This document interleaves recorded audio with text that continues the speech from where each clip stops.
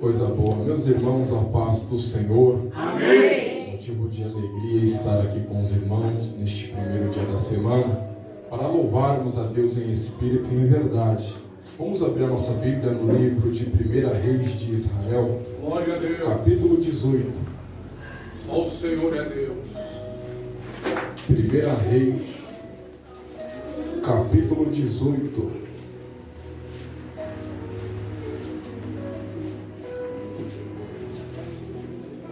Versículo de número 30. 1 Reis, capítulo 18, versículo 30. Glória a Deus. Oh, aleluia.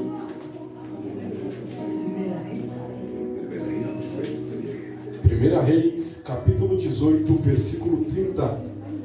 Vamos ler até o 37. Diz a palavra do Senhor. Então Elias disse a todo o povo: chegai-vos a mim. E todo o povo se chegou a ele. E reparou o altar do Senhor, que estava quebrado. Elias tomou 12 pedras, conforme ao número das tribos dos filhos de Jacó, ao qual veio a palavra do Senhor, dizendo: Israel será o teu nome. Aleluia. E com aquelas pedras edificou o altar em nome do Senhor. Depois fez um rego em redor do altar, segundo a largura de 2 medidas de semente.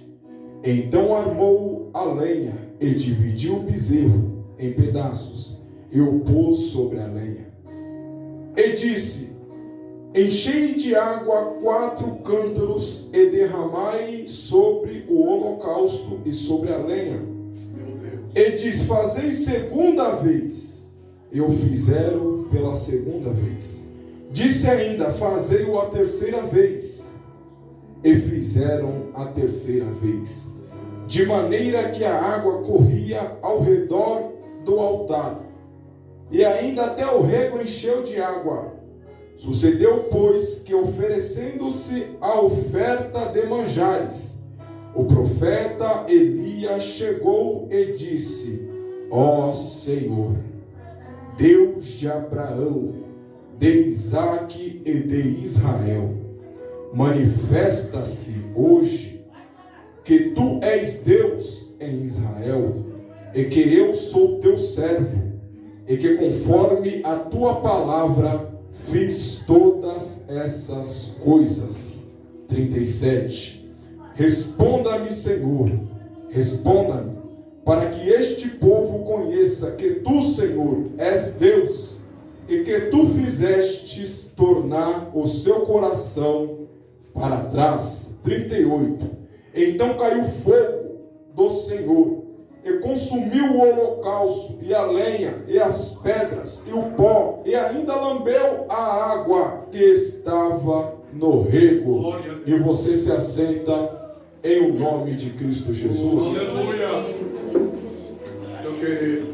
Glória a Deus. Irmãos, falar de Israel é falar de um povo que estava debaixo de uma promessa.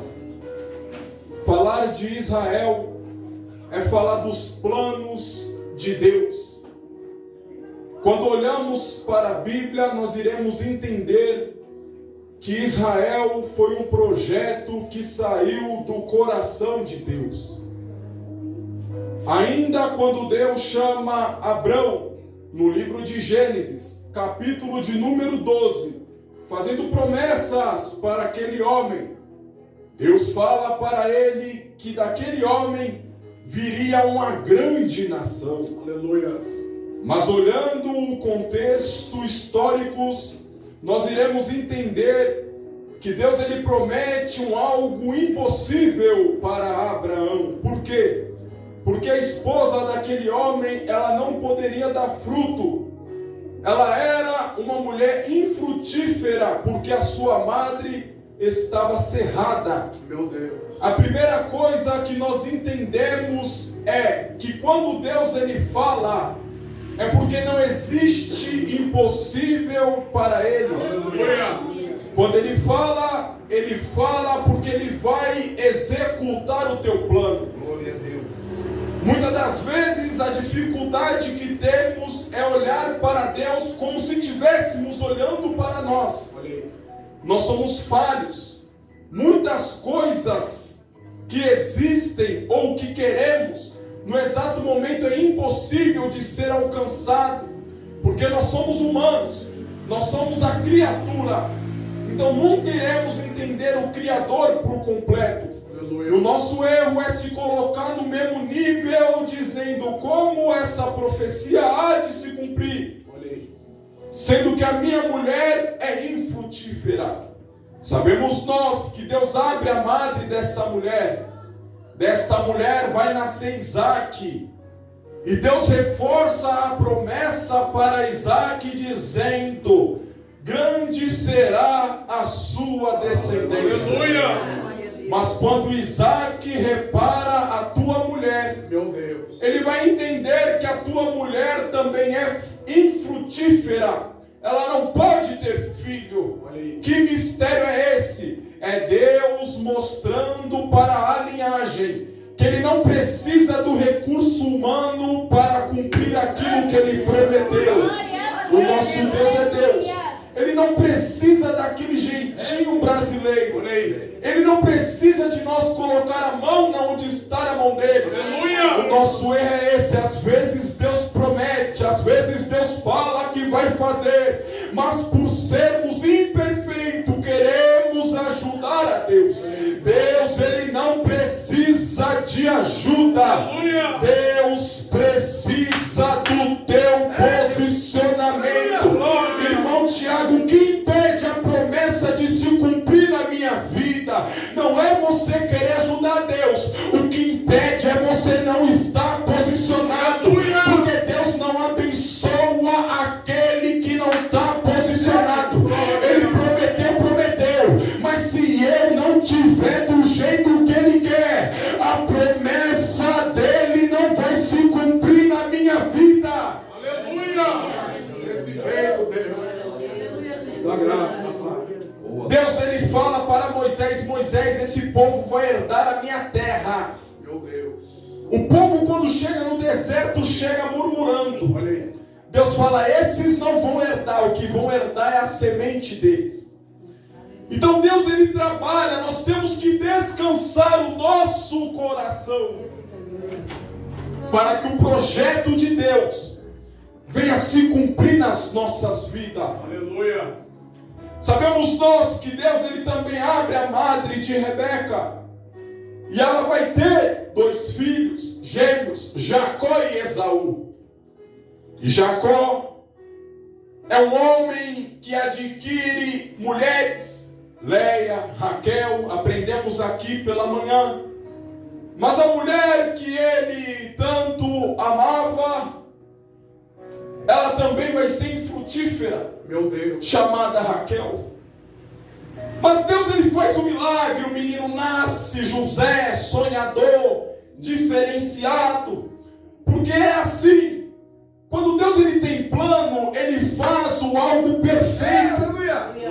Então o momento não é de se afobar, é de descansar o coração. Glória.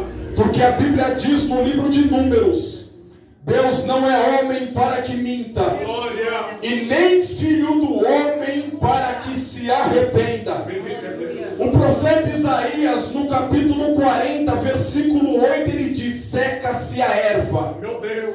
e cai a sua flor, mas a palavra de Deus Glória. subexiste eternamente. Creio, Deus. Então nós estamos falando aqui de um povo da promessa. Sabemos nós que houve um tempo onde os juízes julgavam a terra. É um tempo teocrático, conhecido como teocracia. Mas o povo cansa desse tempo ao ponto do último juiz. é um homem chamado Samuel. Meu Deus.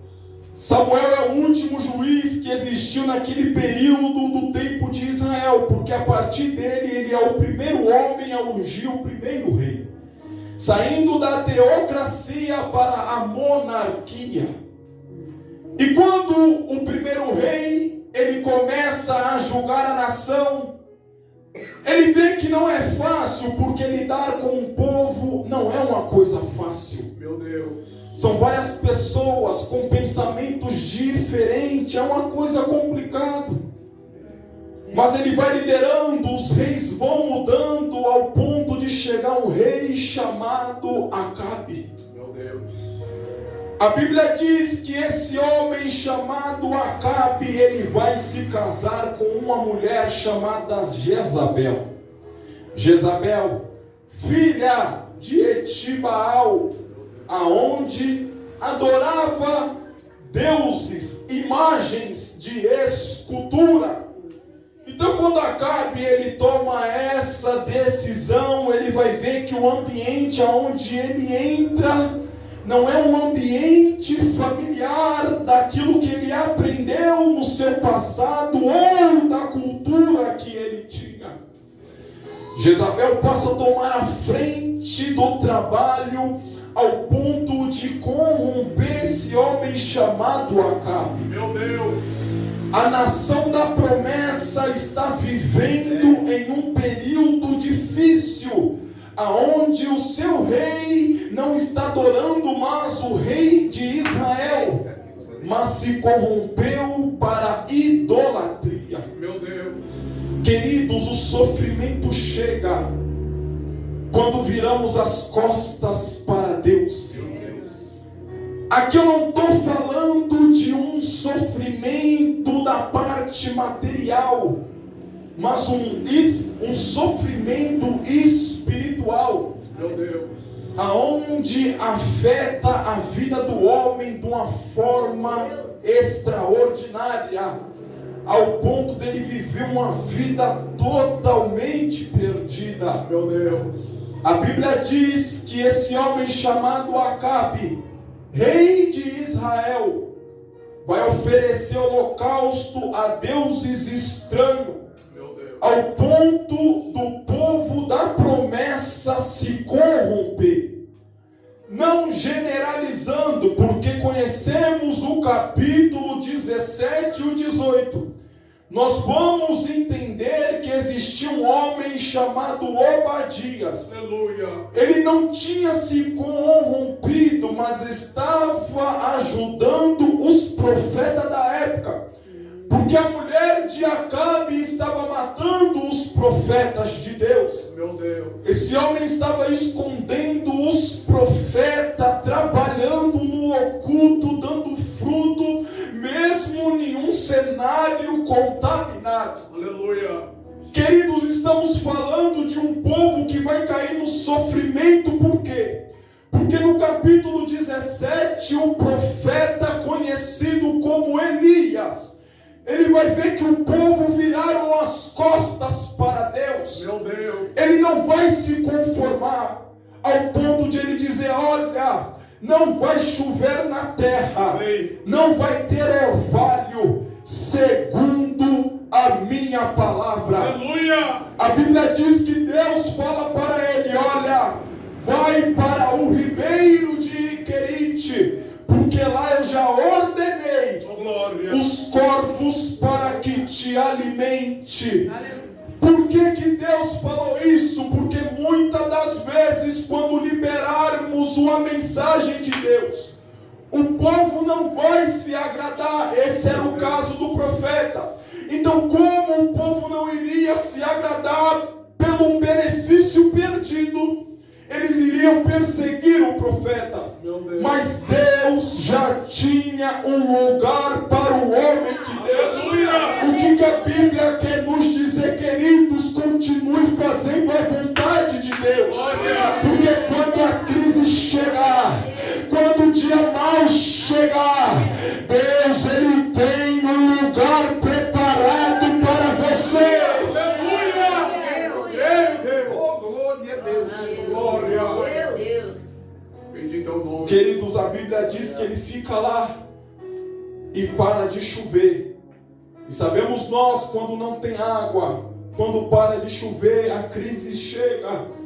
Segundo Tiago, ele vai dizer, o apóstolo, que ficou 3 anos e 6 meses sem cair uma gota de água do céu. Meu Deus. Imagine Acabe, o rei da época, querendo trazer benefícios para o seu gado, e não podia trazer com abundância porque não estava tendo chuva. Meu Deus. A colheita já não era da forma que era.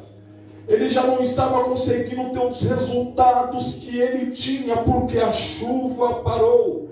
Não está descendo chuva, ao ponto do rei procurar Elias por todo o lugar da terra, por muitos lugares, mandar chamar, mandar pegar, em busca de matar o profeta, e não achava ele. Por quê? Porque quem guardou o profeta não foi o homem. Quem guardou o profeta foi Deus. Queridos, quando nós temos a convicção e levamos em mente que estamos servindo um Deus vivo, não iremos temer de fazer a obra do Senhor, porque muitas das coisas para o homem é limitado, para Deus não existe limitação. Quando Ele guarda o homem, ninguém acha. Quando Ele esconde o homem, ninguém acha, porque o nosso Deus é Deus. Aquele que habita no esconderijo do Altíssimo, a sombra do Onipotente descansará. Fica tranquilo, porque você não está andando com homem, você está andando com o Criador do céu e da terra. Aleluia! Oh, glória! Mas teu querer, Jesus. Aleluia! A Bíblia ainda diz no capítulo 17 de 1 Reis que o ribeiro seca. Meu Deus. Porque não tem chuva. Mas o interessante é que ele estava bebendo do ribeiro. E os corvos estavam indo alimentar ele pela manhã e pela tarde. Bendito é Deus. Querido, olha a provisão. Glória. A Bíblia diz em Deuteronômio que os corvos são animal imundos. Meu Deus. Ele não poderia ter contato com o ser humano para que o ser humano não se tornasse uma pessoa imunda. Irmão Tiago, por que Deus usa os corvos para alimentar Elias, sendo que eles eram imundos? É porque no contexto Acabe está pegando todo tipo de pista para procurar o profeta. Ele está seguindo todos os rastros que é favorável para achar o profeta. Meu Deus. Mas Deus, ele pega aquilo que o rei não vai prestar atenção. Porque, irmão Tiago, o corvo é imundo, jamais o corvo vai ir até o profeta. Aí Deus pega aquilo que o homem acha que não é. Aí Deus vai ser, vai lá, corvo, leva o pão e a carne para ele. Deus sabe como trabalha. Talvez você não tenha entendido ainda. Ele vai usar quem você menos espera.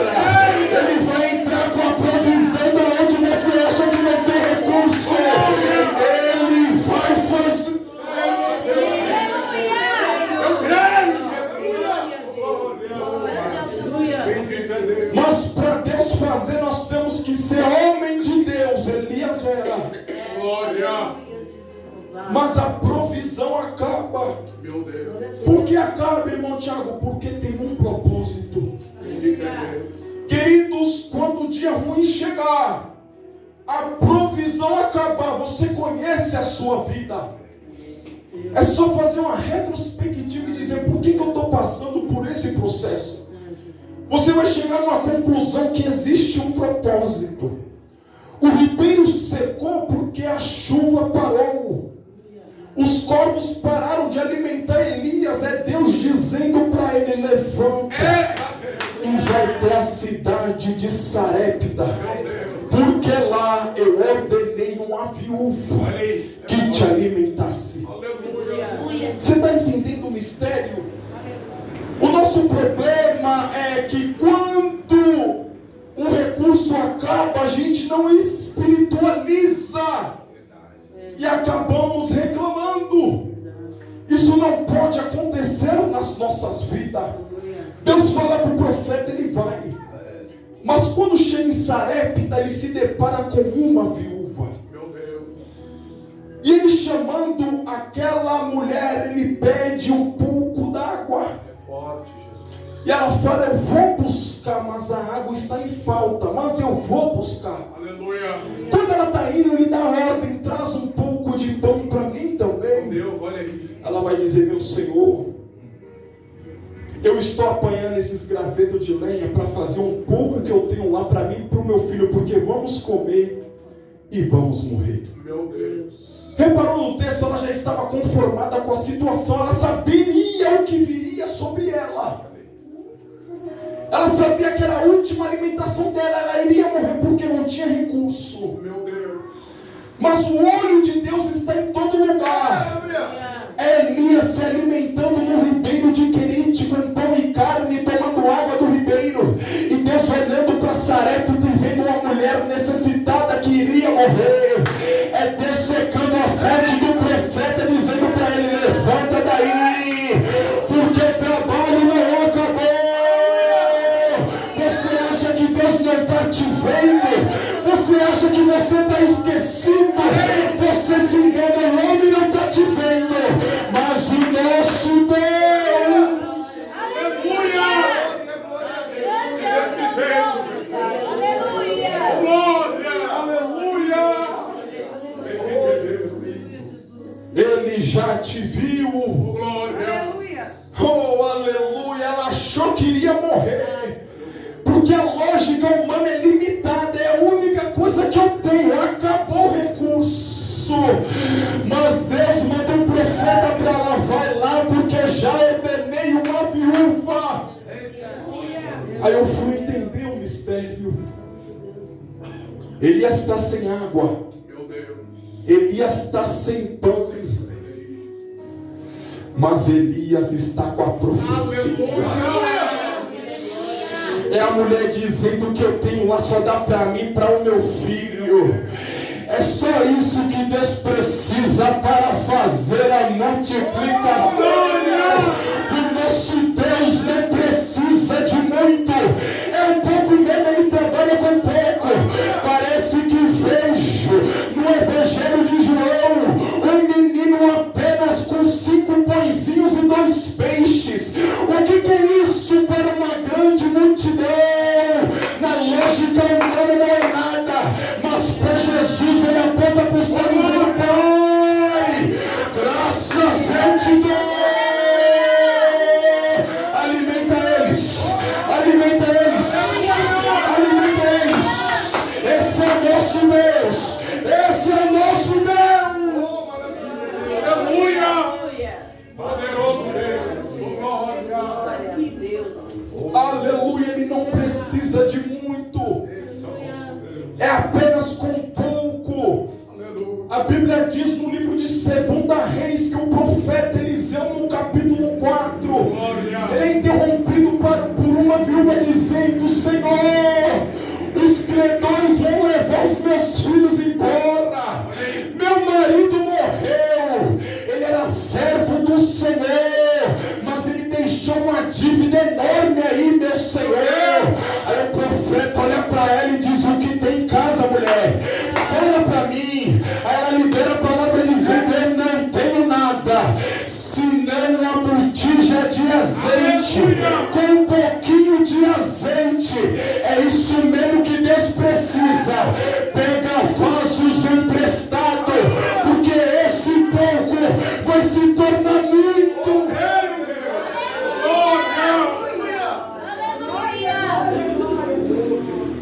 É o profeta Elias olhando para aquela mulher, ela explicou a sua necessidade. Eu tenho só um pouco, eu vou comer com meu filho e nós vamos morrer. Meu Deus. Aí ele pega e fala, faça segundo a minha palavra, Glória. porque a farinha da panela não vai acabar, e o azeite da botija não faltará, até o dia que Deus manda chuva na face da...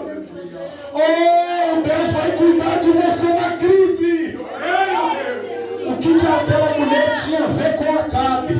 O que aquela mulher tinha a ver com o pecado?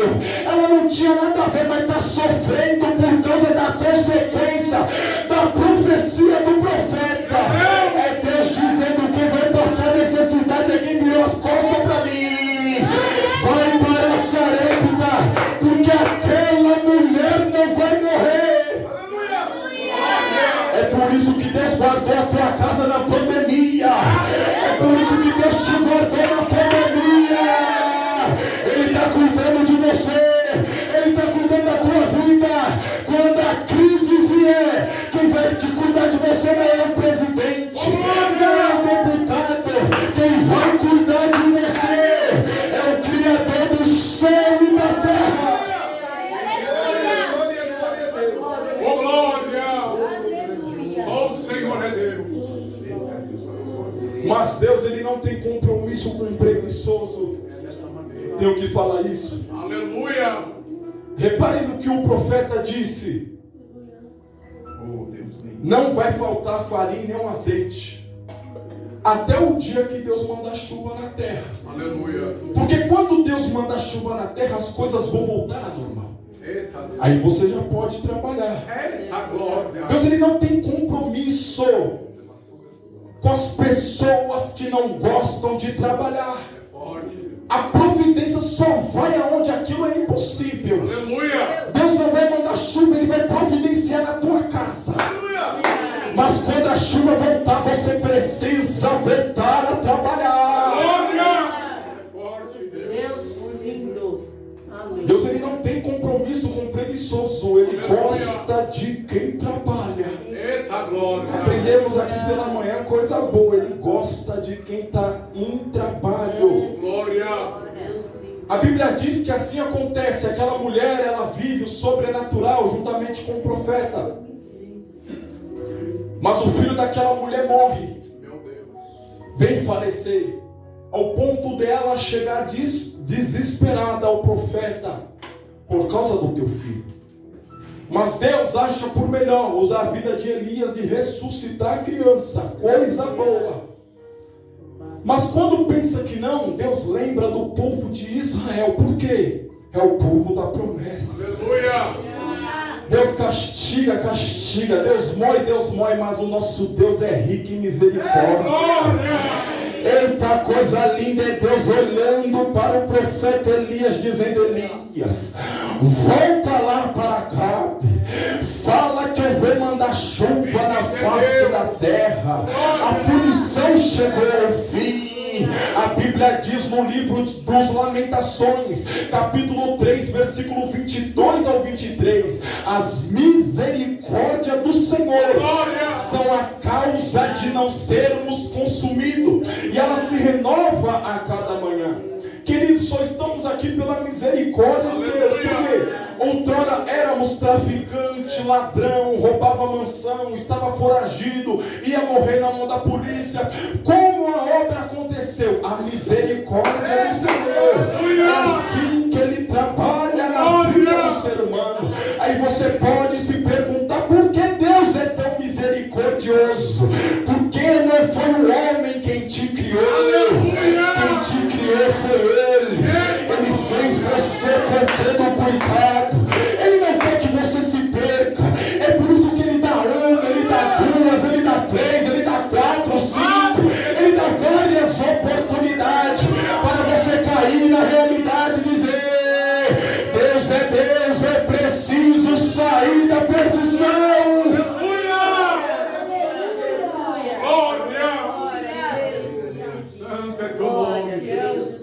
Queridos, é interessante aqui, correndo o texto, que Elias desce lá, encontra o mordomo Obadias. O mordomo fica com medo de contar para Acabe que encontrou Elias. Mas Elias se apresenta a Acabe, tem aquela conversa. Mas estamos falando de um profeta que era usado na mão do Senhor. Ele não chega de primordial falando da chuva, mas o que realmente aquele profeta quer é que o povo da promessa volte ao Deus verdadeiro. Aleluia! Porque corrupção, idolatria é o fim de carreira para o ser humano. Meu Deus! Ele não vai ter um benefício futuro, eterno, saudável, não, porque ele está enganado. Então o propósito do profeta é esse: olha, se Baal é Deus, serviu, mas se o nosso Deus é Deus, serviu. Aí ele faz um tratado: olha, vamos fazer um tratado aqui. O Deus que responder por fogo, esse será Deus. A população de Israel acha bonito aquele negócio, fica contente. Vamos ver quem é Deus agora.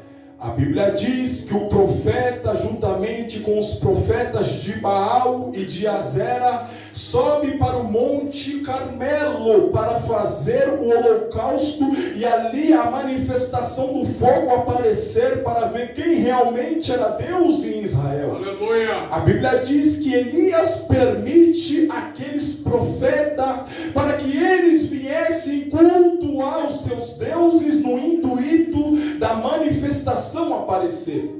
Mas a Bíblia diz que quando eles repartem o animal, coloca no altar e fica rodando, se mutilando, se cortando, bastante tempo se gastando e nada de manifestação aparecer. É interessante que Elias está só observando aquela loucura.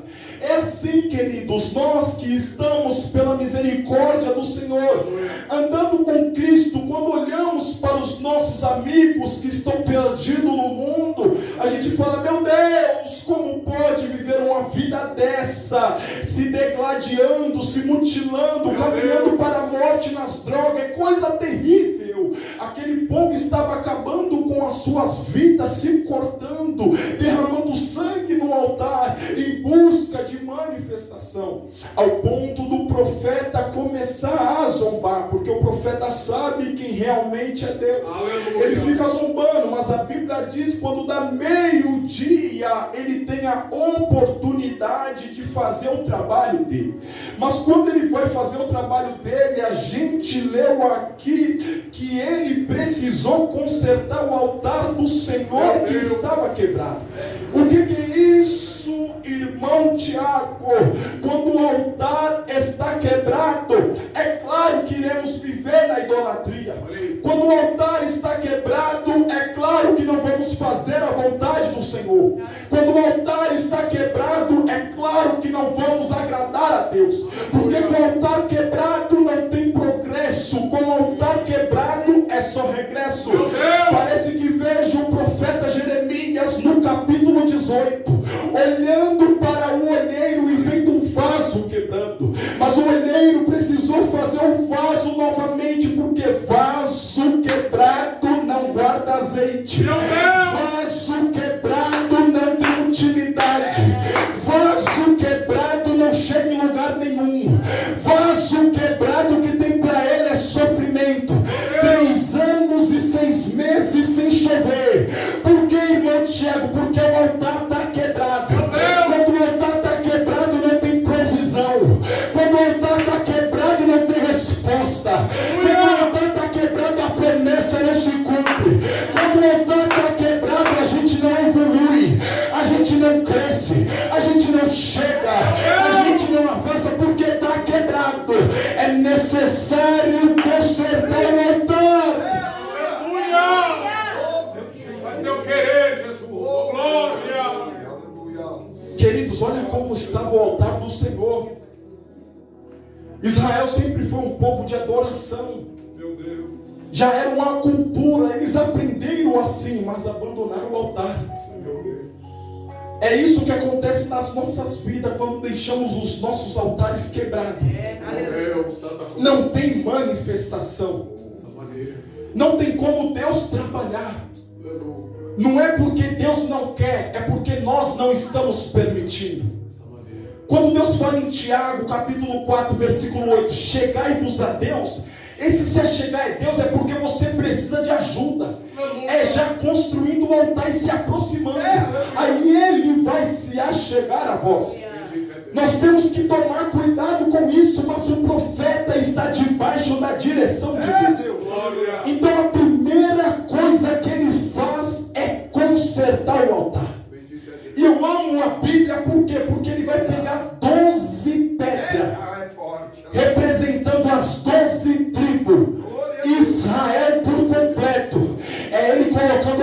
Rubens, você precisa de conserto.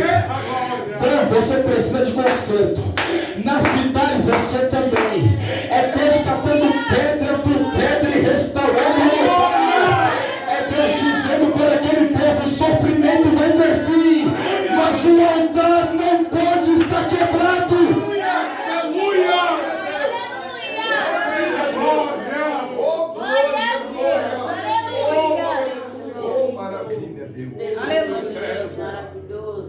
O altar não pode estar quebrado. Aquilo já foi uma lição tremenda para o povo de Israel, observando o profeta. Imagina um povo olhando o profeta se aproximando do altar do Senhor, um olhando para o outro e dizendo: quanto tempo aquele altar está daquele jeito. Não importa o tempo, não importa o ano, não importa a década. Eu tenho uma notícia de Deus para falar para você: nosso Deus é misericordioso. Ele está dando a oportunidade de você consertar o altar, porque quando o altar estiver consertado, o sobrenatural de Deus vai se manifestar através da tua vida.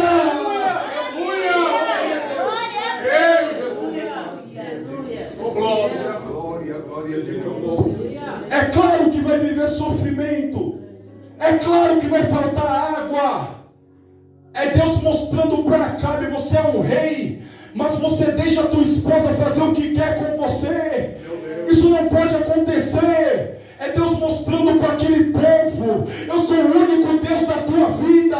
Como vocês estão aí adorando Baal, como vocês estão aí sem raciocínio nenhum, vocês não entendem que eu sou o Deus de vocês. Aleluia!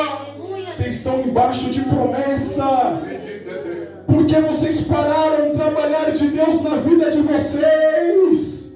Não é tempo de ficar olhando para o altar quebrado e sendo iludido por liderança falsa. Chegou a hora, chegou o momento de olhar para o altar e falar: Senhor, onde eu preciso melhorar? Qual é a pedra que falta? Me mostra, Senhor, porque eu vou consertar o meu altar. Eu quero ser usado, eu quero ser usado, eu quero fazer a tua vontade, eu quero pregar a tua palavra, eu quero ir para o céu. Me ajude a consertar, me ajude a consertar, me ajude a consertar o altar. Só o Senhor é Deus. Graças a Deus. Aleluia. Elias mostrando para aquela nação, dizendo: vocês estão tudo torto. Meu Deus. Mas ele conserta o altar. Louvado seja. Nós lemos aqui que ele consertando o altar, quando ele vê que o altar está consertado, Louvado seja. aí ele fala: nada mais agora para a provisão de Deus. Glória. Porque quando o altar está consertado, nada impede de Deus operar o milagre. Aleluia. Olha a convicção do profeta, está no texto. Ele consertou o altar, pastor Walter. Bendito é Deus. Consertando o altar, ele vê que está tudo bonitinho, a manifestação vai acontecer. Aleluia. Ele pega aquilo que está em falta e manda o pessoal desperdiçar. Pega 4 cântaros de água. Você é doido, Elias, está em falta. Pega lá, joga no holocausto. Pega lá e joga no holocausto. Quando algo está melhado, é impossível pegar fogo. Mas eu já falei aqui: nada é impossível para o nosso Deus. Não contente, ele fala: joga água aí, joga água aí. Pode me enxergar o lugar, porque profeta Elias, nada vai parar a manifestação de Deus.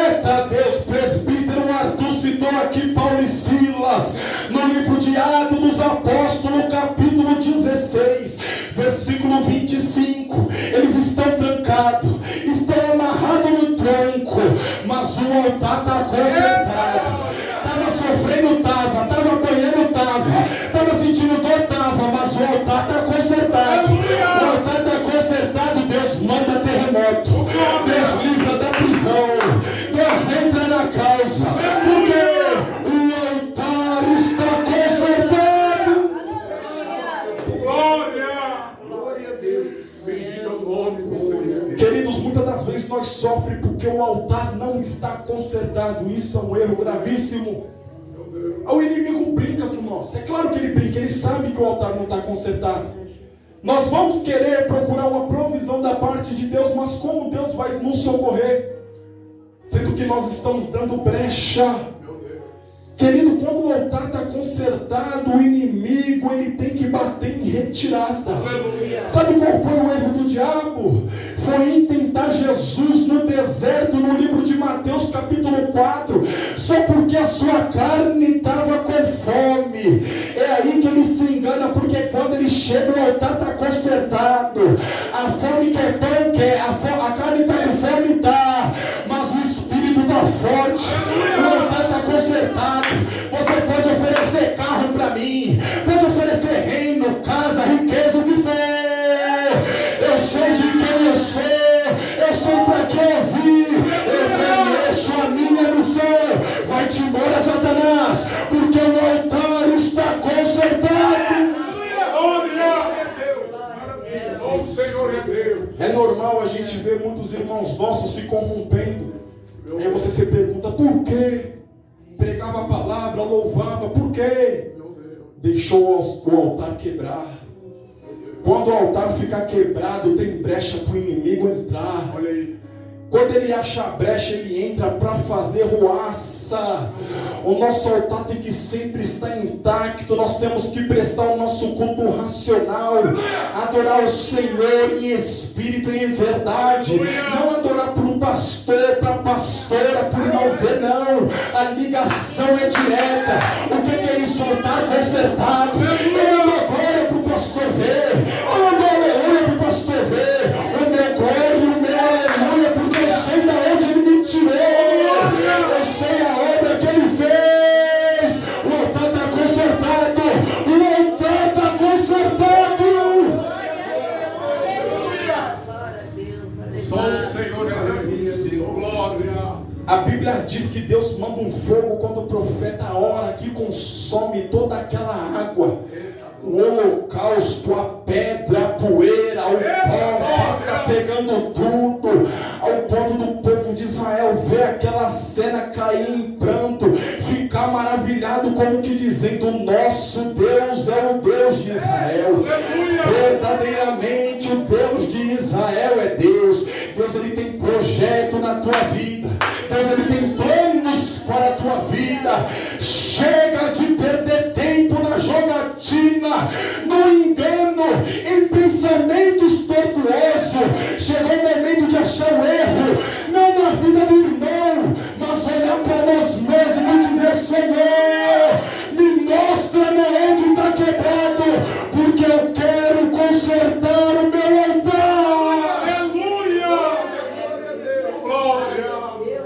Só o Senhor é Deus. Queridos, nós vamos entender que através de tudo isso, o profeta, o fogo cai e ele manda a resposta de Deus dizendo, vai lá, sobe até o monte, olha para o céu, vê o que você vê lá e traga notícia para mim. O moço sobe, profeta, eu não vejo nada. Sobe lá mais 7 vezes, ele sobe, mas quando ele desce pela última vez, ele olha para o profeta e diz, eu não vejo nada, mas só uma pequena nuvem do tamanho da mão de um homem. O que é uma nuvem do tamanho de uma mão? Para um céu infinito.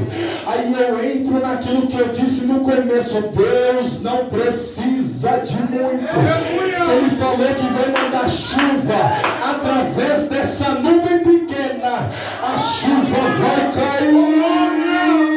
Se contente com aquilo que você tem, não despreze um pouco.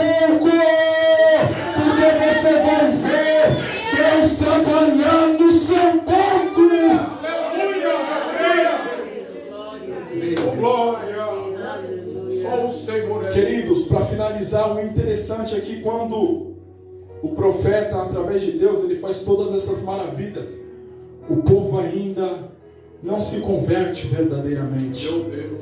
É triste, irmãos.